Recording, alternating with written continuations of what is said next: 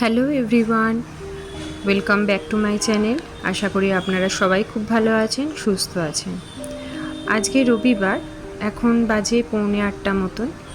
আর আজকে আমি আর আমার হাজব্যান্ড দুজনে বেরিয়েছি একটু সকাল সকাল। আমরা একটু বেরোই সানডেতে।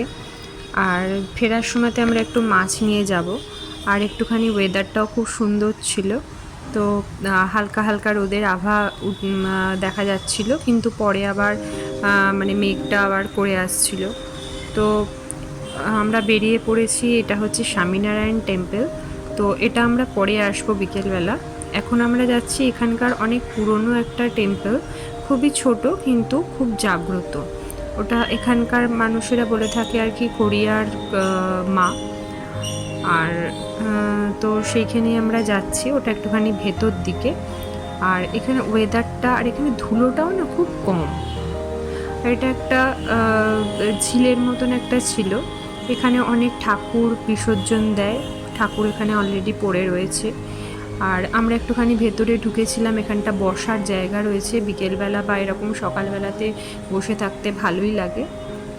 এখানে কতগুলো বাচ্চা ছেলে মেয়ে খেলা করছিল সকালবেলাতে। আর দেখুন বসার জায়গা রয়েছে, আর খুব সুন্দর। আর পাখিরাও দেখুন কি সুন্দর সারি বেঁধে চলে যাচ্ছে।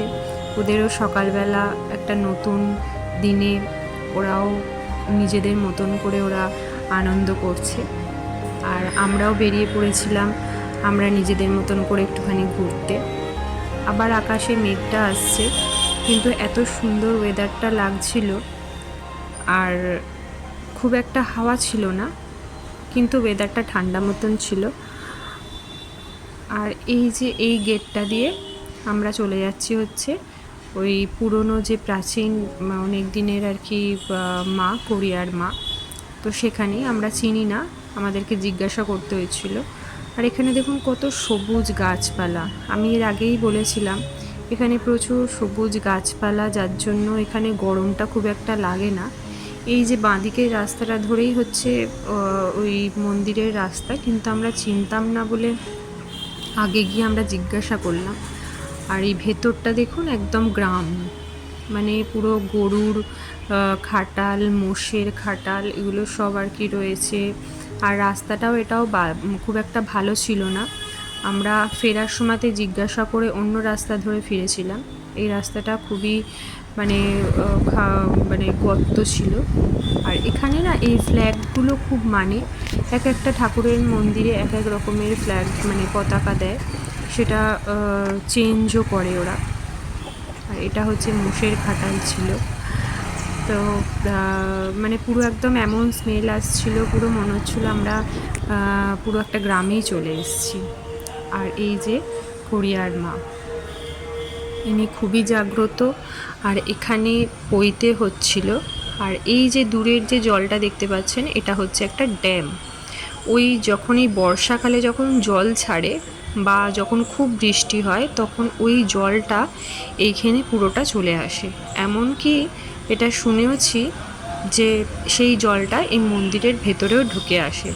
মন্দিরটা একটুখানি নিচু জায়গার মধ্যে, তো তার জন্য মন্দিরের এখানে ওই জলটা ঢুকে চলে আসে বর্ষাকালে।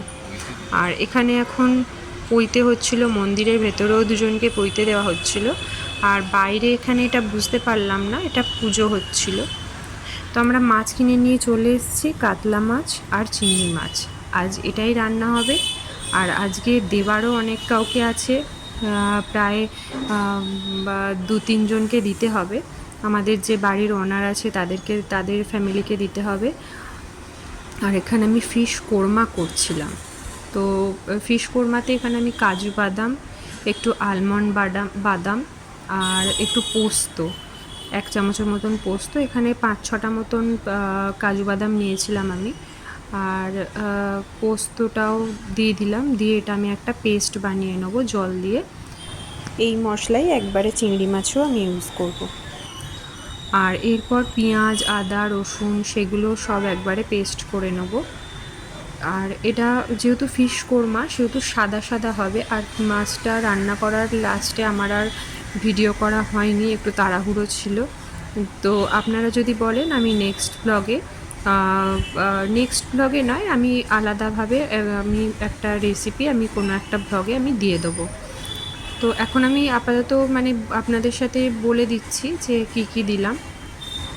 পেঁয়াজ আদা রসুন এখানে দিলাম, এটা পেস্ট করে নিলাম। আর মাছটা আমি আগেই ভেজে তুলে রেখেছি। আর কড়ার মধ্যে আমি এটা সাদা তেলে রান্না করব। কড়ার মধ্যে সাদা তেল দিয়েছি, দিয়ে এর মধ্যে পেঁয়াজ কুঁচো করে মানে বেরেস্তা যেরকম ভাজে সেরকম বেরেস্তাভাবে ভেজে নেব। ভেজে নিয়ে সেই বেরেস্তাটা কাঁচা লঙ্কার সাথে একসাথে পেস্ট বানিয়ে রাখবো।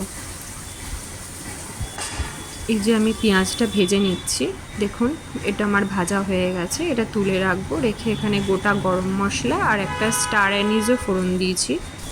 এরপর পেঁয়াজ আদা রসুনটা দিয়ে দিলাম। এটা ভালো করে কষিয়ে নেব।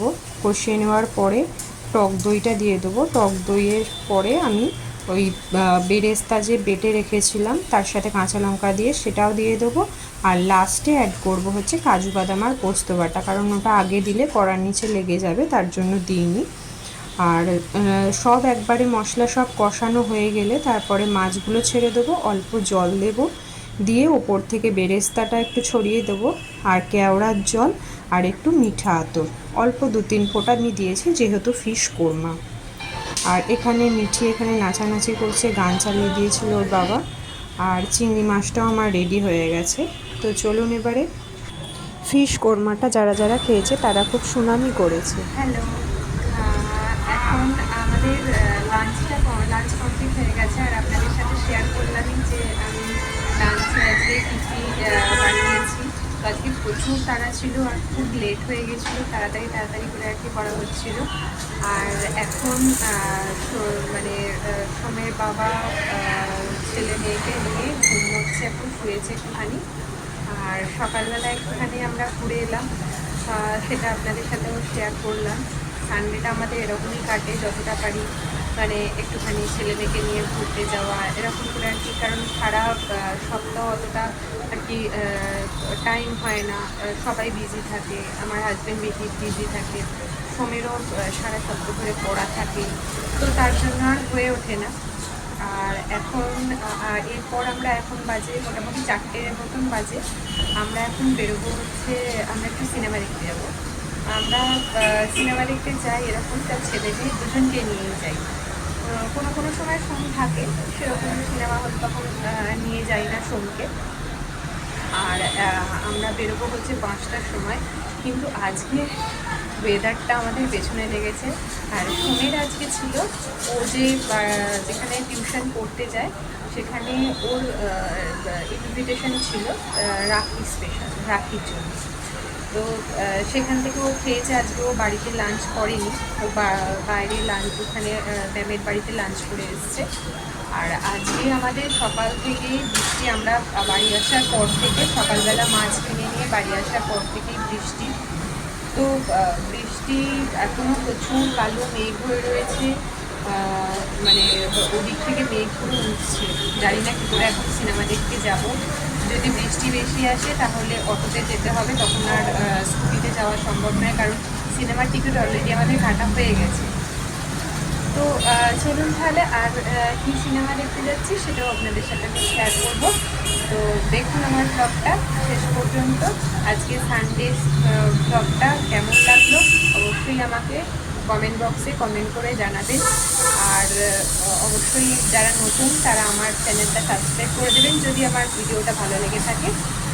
তো চলুন তাহলে দেখতে থাকুন আমার ব্লগটা। চলুন যাওয়া যাক। এই আমরা রেডি হয়ে গেছি, ফ্ল্যাট থেকে আমরা এখন নিচে নামছি। আর এ দেখুন ওয়েদারটা পুরো কালো মেঘ করে এসছে। আর এই লেফট সাইডে যেটা, এখানে আমরা যোগা করতে আসি, আমি জুম্বা করতে আসি, সোম যোগা করতে আসে। আর প্রচুর প্রচুর মেঘ করেছে, এমনই মনে হচ্ছে যেন মনে হচ্ছে এক্ষুনি বৃষ্টিটা এলো বলে। আর যদি মাঝ রাস্তায় বৃষ্টি চলে আসে, আর দেখতেই পারছেন দু সাইডে কোথাও দাঁড়ানোর এমন কোনো জায়গা নেই। আর এইখানে সোমের স্কুলের সামনে দিয়ে যেতে হচ্ছে। আর এই সেই হচ্ছে রাজপ্রাসাদটা, রাজার রাজপ্রাসাদ। আর আকাশটা দেখুন, যত আমরা সামনের দিকে এগোচ্ছি তত যেন মনে হচ্ছে আরও মেঘটা যেন গভীর হচ্ছে। তো চলুন তাহলে দেখতে থাকুন আমার ব্লগটা। আর সোমের স্কুলের সামনে দিয়ে যাওয়া হচ্ছে। আর সোমের স্কুলের সামনে এর আগে আমি দেখিয়েছিলাম হরিণ, ওখানেও হরিণের জায়গাটা আলাদা করে আমি একদিন আসবো, তখন আপনাদের সাথে সেই ভিডিওটাও শেয়ার করব। এই যে সোমের স্কুল। মিঠি কিন্তু বুঝতে পেরেছে এটা দাদার স্কুলের সামনে দিয়ে যাচ্ছে, ও কিন্তু বলছিল যে এটা দাদার স্কুল এরকমই বলছিল। আর আকাশটা দেখুন একবার, এত ভালো লাগছিল এই ওয়েদারে, কিন্তু ড্রাইভিংয়ে মানে স্কুটিতে বা লং ড্রাইভে এমনি যেতে খুবই ভালো লাগে। আর দেখুন কত লোক দাঁড়িয়ে রয়েছে হরিণ দেখার জন্য, কত গাড়ি নিয়ে অনেকে এসছে, সানডেতে এখানটা এরকমই ভিড় থাকে। আর মিঠি ঘুম থেকে উঠেছে, এখন 5টা বাজে, আমাদের 5:15 শো। এখান থেকে যেতে 10 মিনিট লাগে, খুব একটা দূরত্বে নয়। আমরা পৌঁছে গেছি সিনেমা হলে। তো দেখুন এটাই হচ্ছে সিনেমা হল। আর আমরা অলমোস্ট আজকে তাড়াতাড়ি চলে এসেছি, অন্যদিন আমাদের প্রতিবারই যখন আসি তখন দেরি হয়ে যায়, মানে আমাদের 10 মিনিট হয়ে যায় তারপরে আমরা ঢুকি। আজকে মোটামুটি আমরা টাইমে ঢুকে গেছি, হয়তো সামান্য শুরু হচ্ছে এরকম হবে, মানে 5:15 ঢুকেছি। অন্যদিন যা টাইম থাকে সেই টাইমের পরে আমরা ঢুকি।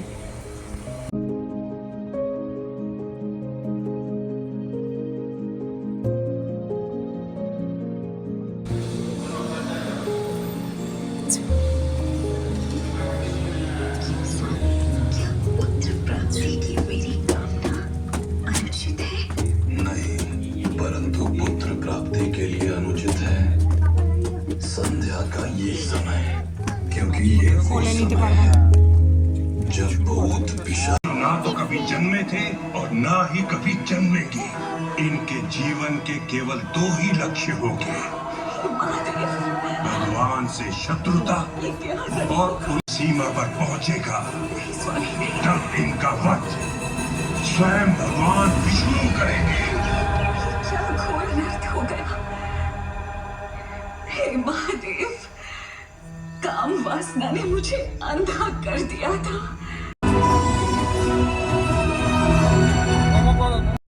তো আমাদের এখন সিনেমা দেখা হয়ে গেছে, আর এখন আমরা এসেছি ওই স্বামীনারায়ণ টেম্পেলে। আর তো সিনেমাটা খুবই সুন্দর হয়েছে, আপনারা যদি পারেন অবশ্যই দেখবেন, মানে আমার তো খুবই ভালো লেগেছে। তো আমরা এখন এই মন্দিরে ঠাকুর দর্শন করে বাড়ির ভেতরে ফটো তোলা অ্যালাউ ছিল না, তো তার জন্য আমি ভেতরে ছবি শেয়ার করতে পারলাম না। তো আমরা এবার বাড়ি চলে যাওয়ার পালা। আর বৃষ্টিটা আমরা পাইনি। আর তো চলুন তাহলে আজকের মতন ব্লগ আমি এখানেই শেষ করছি, আবার দেখা হবে নতুন একটা ব্লগে। ততদিন আপনারা সবাই ভালো থাকবেন, সুস্থ থাকবেন। তো চলুন তাহলে, বাই।